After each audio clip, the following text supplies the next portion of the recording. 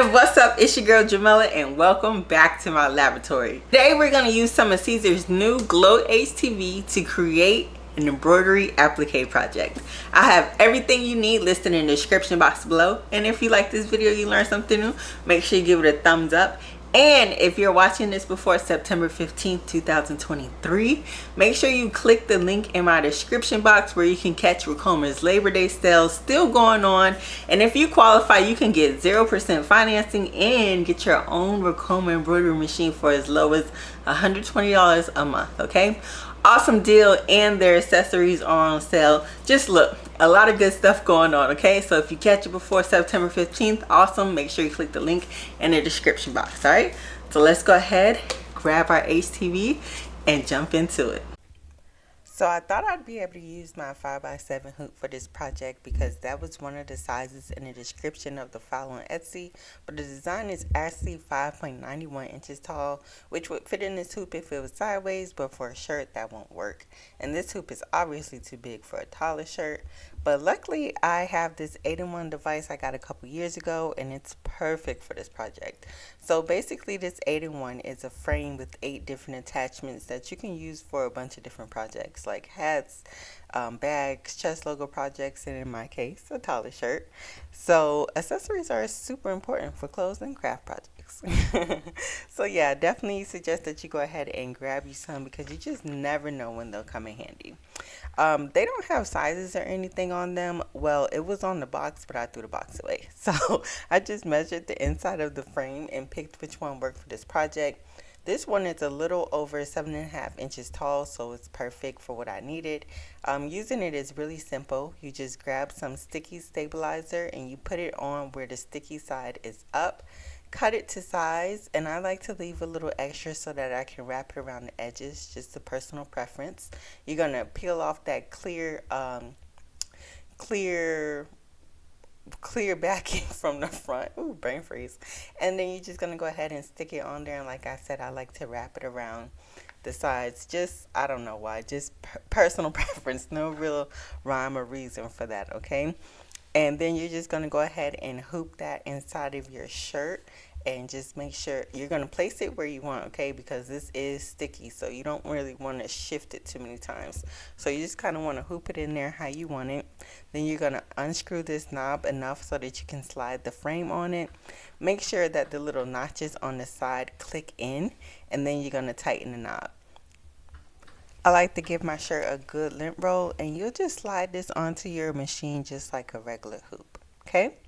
So now on your screen, you'll hit design set, and for hoop, you'll hit other, and then you'll go ahead and hit OK, and then you'll hit escape to back out of the screen.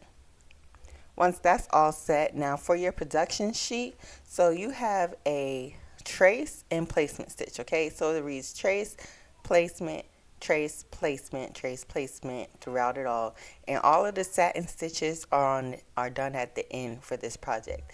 And your production sheet basically comes with every project, okay? So I'm just going to go ahead and plug in my colors and trace out my design. Now I did add some sewing clips onto the side of my hoop just to help me see where the edges are clearly, so that when I'm tracing the design, I can make sure that I'm not hitting or close to any of the edges, okay? So that's a little tip and trick for you guys, you know? Yeah, and I do, once I start the stitching, I do go ahead and remove the sewing clips. I mean, I guess you could keep them on if you wanted to, but these are kind of tall, so they kind of bump into the machine a little bit, so I just go ahead and remove them, okay? And if you want to see exactly where your design is going to stitch out, you're going to go ahead and hit that button on your screen. Now, I am using a Racoma EM1010 embroidery machine for this process, but you can do this on any machine, okay? Just take the information I'm giving to you and just apply it to whatever machine you have. Of course, you know, some things may be a little different, but it's really all the same process, honestly. So once I have everything good, our first stitch is going to be the placement stitch, and the placement stitch tells you where to lay your fabric, or in my case my vinyl. And if you're using HTV vinyl, you're just going to go ahead and remove that carrier sheet. I like to use my hands, honestly, but I got to stop doing that. So I'm using some tweezers to kind of hold the vinyl in place while it does the first few placement stitches, because since my machine is going so fast, as you saw, like the material moves. So I just kind of use the tweezers to hold it in place. And sometimes you can rip off your material, like if you're using HTV, sometimes you can rip it. Other times you can cut it. I alternate between both, but be careful if you're ripping it that you actually don't rip out those placement stitches that were made. If you're enjoying this video, if you learned something new, please give your girl a thumbs up. Drop a pumpkin in the comment section if you're ready for the fall, because I'm ready for the cool weather, okay? And consider subscribing to the laboratory if you're not already a member, because all of my tutorials are this awesome and helpful, okay? Don't forget to check out the description box as well, because the link to this design as well as everything else I used will be linked for you in the description box, all right? So we're pretty much just going to repeat this whole process for until your design is done, right? Put down your applique after the trace stitch is done. Hold it in place for the placement stitch. And you can remove your hoop off the frame to get into those hard to reach places. But just be very careful not to unhoop your design, and make sure you pop your hoop all the way back into the frame before you hit start again, okay? And I forgot to mention that when I was doing my colors, I did switch my machine from being automatic to being automatic manual, which basically tells the machine to stop after every stitch so that I can lay down my vinyl. Or I'm using vinyl, you can use fabric, or you can whatever can be stitched on, you can use, okay? Take this project and make it your own, and I would love to see what you guys make if you do this project. So hit me up on Instagram, J Stewart's Laboratory, Instagram, TikTok, all that good stuff, okay?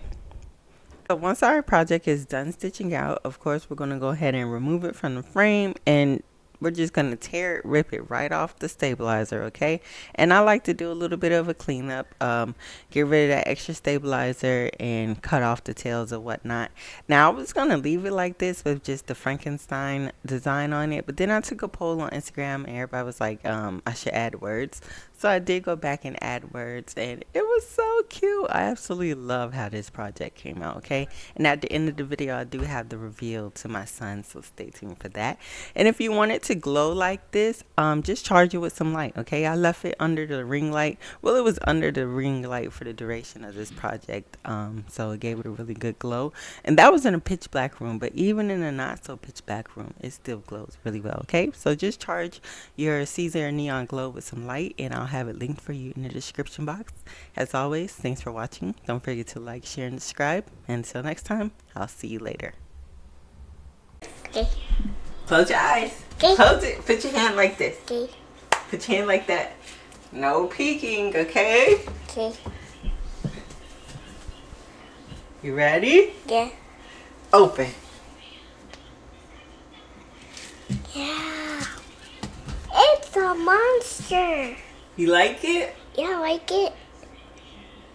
It's monster. Yeah, it's monster. Yeah.